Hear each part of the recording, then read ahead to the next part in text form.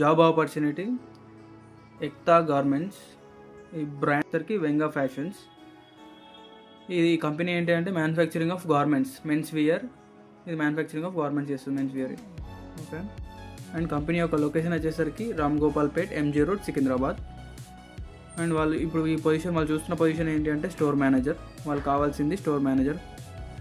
ఇక వర్క్ ఏంటి అంటే వీళ్ళకి మెట్రో స్టేషన్లో రిటైల్ షాప్స్ అనేవి ఉన్నాయి, ఆ స్టోర్స్ని మేనేజ్ చేయాలి.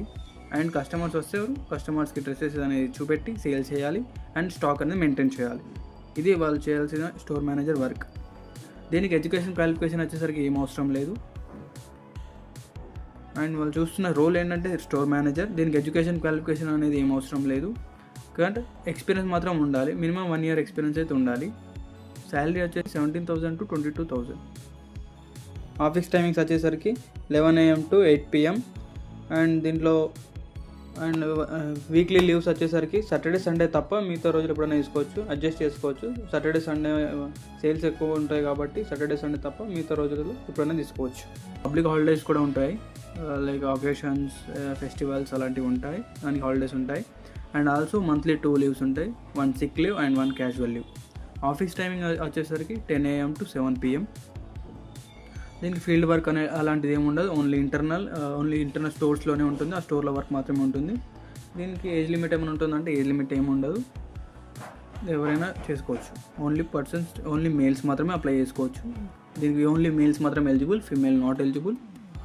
ఏజ్ లిమిట్ అనేది అసలు దీనికి లేదు, ఎవరైనా అప్లై చేసుకోవచ్చు, ఎంత ఏజ్ ఉన్న వాళ్ళు కూడా అప్లై చేసుకోవచ్చు.